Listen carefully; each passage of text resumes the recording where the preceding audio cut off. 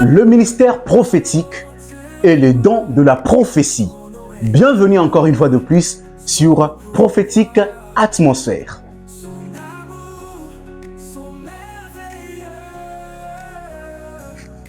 Bienvenue, bien-aimés dans les Seigneurs, shalom encore une fois de plus. Je m'appelle Séraphin Kassongo et bienvenue sur Prophétique Atmosphère. Aujourd'hui, nous allons parler d'un sujet qui est très important, qui est le ministère prophétique et le don de la prophétie. C'est quoi le ministère prophétique? C'est quoi le don de la prophétie? Est-ce qu'il y a-t-il une différence entre le ministère prophétique et le don prophétique? Et c'est ce que nous allons bien comprendre. Et à la fin, je vais donner aussi cette caractéristique ou cette chose à savoir si vous êtes prophète. Si vous êtes prophète, sur les 7 choses que je vais parler, vous allez vous retrouver. Mais si vous n'êtes pas prophète, vous n'allez pas vous retrouver. Et je vais vous donner aussi, je pense, 4 points aussi de gens qui ont le don de la prophétie. Donc, les 4 caractéristiques que je vais donner, c'est pour les gens qui ont les dons de la prophétie. Peut-être ils ignorent encore qu'ils ont un don de la prophétie. Alors, je vais éclaircir un peu sur ce point. C'est une question que beaucoup de gens se posent. Est-ce que je suis prophète ou bien j'ai juste les dons prophétiques? Et grâce à cette émission, nous allons vous aider à comprendre si vous êtes appelé au ministère prophétique ou si vous avez juste les dons prophétiques. Bienvenue dans Prophétique Atmosphère. Alors, parlons maintenant du ministère prophétique. Nous allons commencer d'abord à expliquer le ministère prophétique et après on va expliquer le don de la prophétie. C'est quoi le ministère prophétique? Le ministère prophétique, vous devez comprendre que cela a commencé, c'est une activité qui a commencé depuis l'Ancienne Alliance, comme nous l'avons défini dans l'émission qui était juste avant celle-ci. On a démontré comment le prophétique a commencé, comment Dieu a commencé avec Abraham, comment il a parlé avec Moïse et jusqu'à aujourd'hui. Mais le ministère prophétique a éclaté ou a commencé à être beaucoup plus cité ou a été beaucoup plus en œuvre, c'est après que le Saint-Esprit était venu. Vous allez comprendre que le ministère prophétique est aussi parmi les 5 ministères qui a été donné pour la perfection de l'Église, pour l'encadrement de l'Église, pour donner la maturité à l'Église. Parmi les 5 ministères, on retrouve aussi le ministère prophétique. Je suis dans le livre des Éphésiens, chapitre 4, le verset 10 à 11. La Bible dit ceci: « Celui qui est descendu, c'est le même qui est monté au-dessus de tous les cieux, afin que remplit toutes choses. » 11. Et il a donné les uns comme apôtres, les autres comme prophètes, les autres aussi comme évangélistes, les autres comme pasteurs et docteurs. Amen. Ici, vous allez comprendre. Alors, le ministère prophétique fait partie du mouvement charismatique et c'est un ministère qui sert de la prophétie. Et de la prophétie, quand on parle de la prophétie, qu'est-ce qu'on est en train de voir? C'est un ministère qui sert de la prophétie. Et quand on parle de la prophétie, qu'est-ce qu'on voit? On voit des révélations, des nouvelles et de guides, des conseils pour la maturité de l'Église. Donc, quand qui parle prophète, voit un conseiller, voit un encadreur, voit un guide, voit quelqu'un qui donne des révélations concernant les seigneurs, qui parle du Seigneur.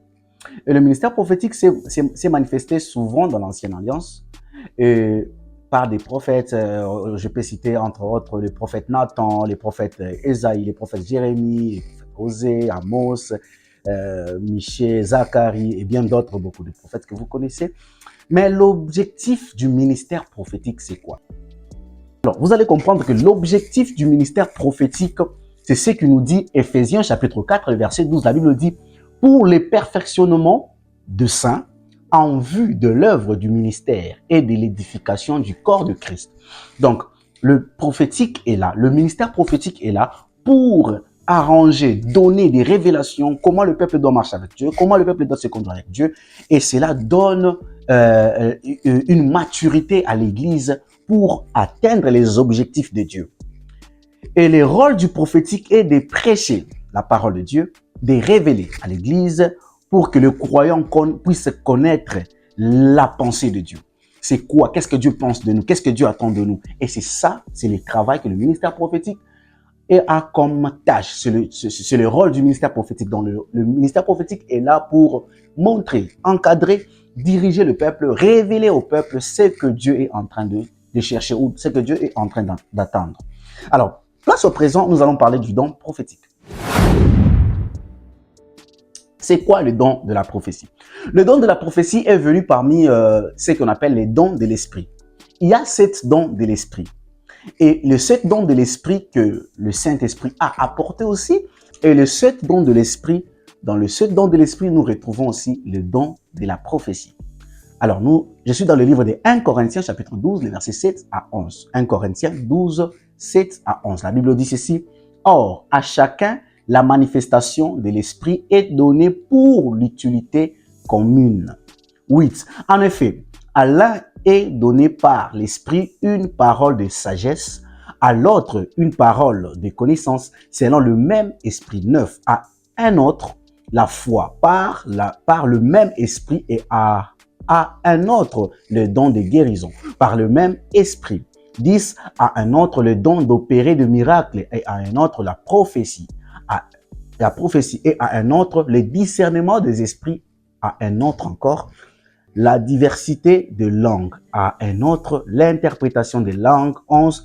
Un seul et même esprit opère toutes ces choses, les distribuant à chacun en particulier comme il le veut. Amen.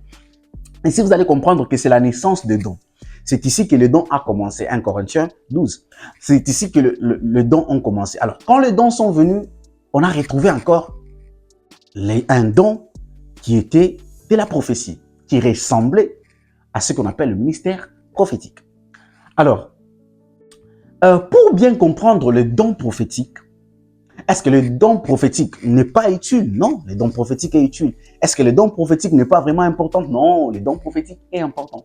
Je vais lire encore dans le livre de 1 Corinthiens, chapitre 12, verset 1. La Bible dit ceci. Pour ce qui concerne le don spirituel, je ne veux pas, frères, que vous soyez de l'ignorance. Ici, l'apôtre Paul veut nous faire savoir que on doit aussi se baser, se donner à ce qu'on appelle le don de l'esprit. Et par le don de l'esprit qui est le don de la prophétie, donc on doit aussi se donner. Le don de la prophétie, c'est quoi le don de la prophétie? C'est juste une personne qui reçoit des révélations, de vraies révélations concernant le passé, le présent et le futur, ou l'avenir. Tel est le don de la prophétie. Les prophètes ont ce don, mais nous aussi, nous pouvons avoir ce don pour nous aider et à diriger notre vie. Donc ici, vous allez comprendre que quand on parle du ministère prophétique, le ministère prophétique est là pour le perfectionnement de l'Église, pour l'évolution de l'Église, pour donner la pensée de Dieu à l'Église. Mais le don de la prophétie est là pour d'abord notre vie, pour nous révéler d'abord les choses nous concernant, pour nous aider d'abord nous avant d'aider les autres. Le don de la prophétie est généralement destiné à l'assemblée locale, tandis que le ministère de la prophétie est destiné pour exercer dans le corps du Christ. Elle s'adresse à l'ensemble des églises. Je m'explique. Les dons spirituels, les dons de la prophétie, elle est focalisée sur une église. Elle est focalisée sur une communauté. Elle est focalisée sur l'ensemble. Mais le ministère prophétique regarde toutes les églises. Ça parle de toutes les églises. Ça parle de choses qui sont en général. Ça parle un peu de choses qui sont à gauche, à droite. Je vais donner un exemple. Par exemple, il y a ce qu'on appelle l'Union européenne ou encore l'Union africaine. L'union de tous les présidents qui forment l'Europe ou l'union de tous les présidents qui forment l'Afrique. Ils ont leur président. Et leur président, c'est le président, par exemple, le président de l'Union européenne. Alors, quand on a le président de l'Union européenne, il travaille avec le président d'autres pays. Mais lui aussi, il a encore le président de président. Alors, c'est la même chose avec les dons de la prophétie et le ministère prophétique. Le ministère prophétique est le centre et le chef des dons prophétiques. L'autorité que le président de l'Union européenne a, ce n'est pas le même pouvoir, ce n'est pas le même poids qu'un président d'un pays a. Il y a la différence. Pourquoi? Parce que lui, il est le président de l'Union européenne. Il est le président de tous les présidents d'abord. Mais tandis que les autres ne sont pas, ils sont juste présidents. Et c'est ça aussi. Donc, le don a comme supérieur qui est le ministère. Donc, un don le supérieur du don, c'est ce qu'on appelle le ministère. Il y a le ministère et il y a les dons. Donc, les dons, c'est comme les enfants du ministère. Alors, maintenant, où est-ce que ça se diffère? Par exemple, on est dans une église, il y a un prophète et il y a quelqu'un qui a le don de la prophétie. Quand Élie a fermé la pluie, il a dit non, il n'y aura plus de pluie. Élie, comme prophète du ministère, il pouvait fermer la pluie. Mais plus qu'il avait fermé la pluie, même si on appelait d'autres prophètes pour venir ouvrir, afin que la pluie revienne, d'autres prophètes n'étaient pas capables de faire ça. Pourquoi? Parce qu'il y avait la différence entre le prophète qui avait des dons et les prophètes qui avaient le ministère. Vous allez aussi comprendre que le don de la prophétie n'a pas commencé que dans la Nouvelle Alliance, mais ça a commencé depuis l'Ancien Temps. Quand on parle par exemple de 70 anciens d'Israël, ils ont prophétisé juste parce que l'Esprit de Dieu était là. C'est les dons de l'Esprit qu'ils avaient manifestés, mais dans l'Ancienne Alliance. Alors, le don de l'Esprit, les dons de la prophétie, ça vient quand il y a un besoin particulier. Quand il y a un petit souci là, et il n'y a pas un prophète disponible. Et les dons fait son travail. Alors, place au présent, je vais parler de caractéristiques, je vais parler de comment découvrir qu'on est prophète et comment aussi découvrir qu'on a un don de la prophétie. Je vais donner cette caractéristique qui va vous montrer, auquel vous allez comprendre si vous êtes prophète ou si vous avez juste le don de la prophétie. Première caractéristique, si vous aimez trop vous isoler, vous aimez trop être seul, vous aimez beaucoup passer du temps seul, s'enfermer, vous n'aimez pas, des fois vous n'aimez pas être au milieu de gens, vous aimez toujours être seul, vous isoler, rester là où vous êtes seul, sans toutefois entendre le bruit des gens, le voix des gens, vous aimez juste rester seul. Si vous remarquez dans votre marche, dans votre vie, ces genres de comportements, ces genres d'habitudes, c'est un signe aussi que vous êtes appelé au ministère prophétique. Deuxième point, si vous avez parfois des difficultés à manger, si vous avez des difficultés à manger, parfois vous avez faim, vous voulez manger, mais vous sentez que votre esprit vous interdit de manger. Votre esprit vous dit non, ne mange pas maintenant, attends. Vous pouvez même dormir comme ça sans toutefois manger. Ça aussi, c'est un signe que vous êtes appelé au ministère prophétique. Parce que Dieu utilise souvent les prophètes. C'est quand le prophète a faim, quand l'estomac est vide, que les oreilles spirituelles s'ouvrent. 3. Si vous ne supportez pas regarder longtemps la télé, votre télévision, lorsque vous êtes face à un film, vous êtes face à votre télévision, vous êtes en train de regarder quelque chose à la télé, vous ne supportez pas. Soit vous dormez, soit vous avez les yeux qui chatouillent. Vous ne supportez pas vraiment regarder longtemps la télé. Ça aussi, c'est un signe que vous êtes appelé au ministère prophétique. 4. Si vous avez une mémoire très forte, vous oubliez des choses difficilement, surtout les images, vous oubliez ça difficilement. Vous pouvez faire 2 rêves, 3 rêves, 4 rêves et vous êtes capable d'expliquer tous les rêves du début jusqu'à la fin. Même le rêve que vous avez fait quand vous étiez encore trop jeune, vous n'oubliez pas. Il y a 5 ans que vous avez rêvé quelque chose, mais vous n'oubliez pas la chose. Vous avez une mémoire très forte. Ça aussi, c'est un signe que vous êtes prophète. Parce qu'un prophète est appelé à avoir la mémoire très solide, très forte pour enregistrer tous les messages venant de Dieu.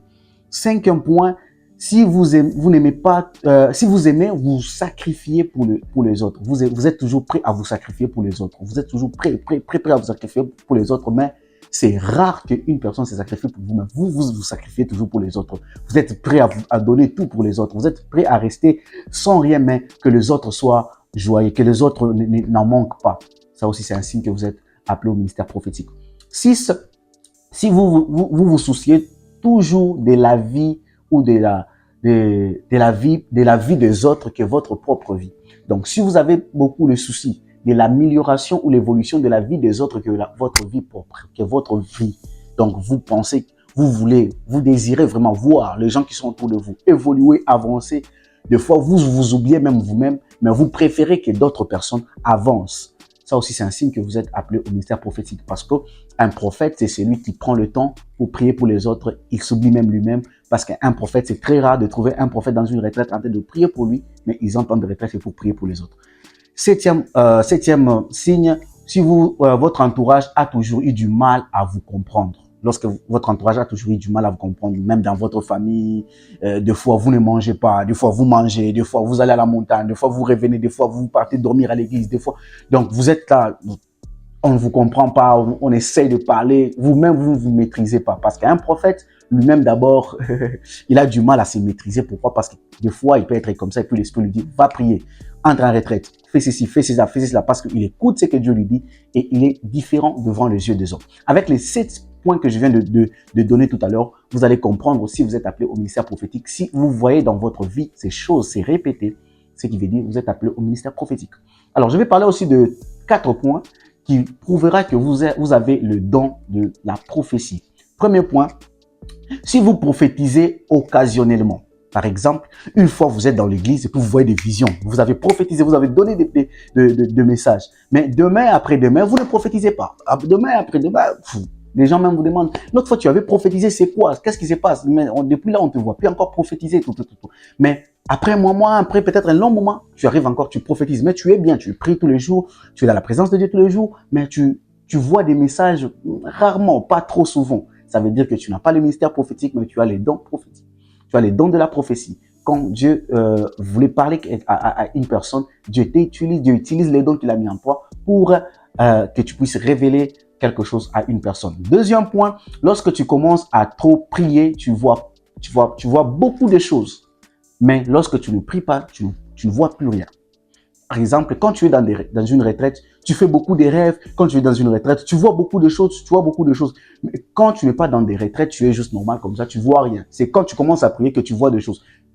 Ça aussi, c'est un signe que vous avez un don de la prophétie. Et le troisième point, lorsque vous priez à l'église, vous voyez des visions. Mais lorsque vous priez à la maison, vous voyez rien. Quand tu es à l'église, vous êtes en train de prier dans l'intercession, tu vois des choses, on doit prier pour telle personne, je vois ça. Mais quand tu es chez toi à la maison, quand tu pries, tu ne vois rien. Ça veut dire que tu as un don spirituel. Et le don de la prophétie plutôt. Donc, ça veut dire que tu as le don de la prophétie. Quand tu es à l'église, ça s'active et ça parle, ça travaille. Mais quand tu es chez toi à la maison, ça ne travaille pas. C'est le don de la prophétie. Et les 4 points, c'est lorsque vous fournissez beaucoup des efforts pour monter dans la voyance, pour monter dans la dimension de vision, vous voyez que rien ne s'améliore. Ça veut dire, vous priez, vous voyez de vision, et à un moment, vous ne voyez plus. Vous entrez encore en retraite, vous priez pour que la dimension de vision augmente. Mais vous voyez que non, vous avez l'impression que vous ne montez pas, vous êtes toujours là. Ça veut dire aussi que vous avez juste un don spirituel, parce qu'un don est bien mesuré. Par exemple, si Dieu t'a donné 100 litres de dons, tu resteras qu'avec les 100 litres. Même si tu fais quoi que ce soit, les dons de la prophétie ne peuvent jamais grandir pour être manifestés autrement. Non, mais le don est donné déjà dans sa totalité. Mais c'est le ministère qui change. Lorsque, par exemple, quelqu'un qui a un ministère prophétique, il commence à faire des retraites, il commence à trop prier, Dieu lui amène encore dans une autre dimension. Parce que dans le ministère, il y a des couloirs. Dans le ministère, il y a des niveaux, ça monte. Mais avec les dons, c'est juste les dons. Ça vient comme ça et puis c'est fini. Il n'y a plus d'accélération. Il n'y a plus que non, quand je vais faire des travaux, par exemple, si j'ai par exemple le don de la prophétie, et je commence à beaucoup prier pour dire que non, Seigneur, je vais commencer à voir avec des précisions. Je vais commencer à faire ceci. Cela va plus s'ajouter. Mais ce qui va s'ajouter, c'est un autre don. Donc, ça veut dire si j'ai les dons de la prophétie, mais je commence à beaucoup prier, je commence à beaucoup me sacrifier, à faire des sacrifices, je prie. Dieu ne va pas ajouter sur le don de la prophétie que j'ai, mais Dieu va me donner un autre don parce que je suis trop dans sa présence. Il va me donner peut-être le don de l'évangélisation. Il va me donner peut-être le don de sagesse plutôt. Il va me donner peut-être le don de sagesse. Il va me donner peut-être le don de discernement. Donc, il va m'ajouter un autre don. Il va m'ajouter l'autre don sur le don que j'ai, mais il va pas agrandir le don que j'ai parce que le don est donné dans sa totalité.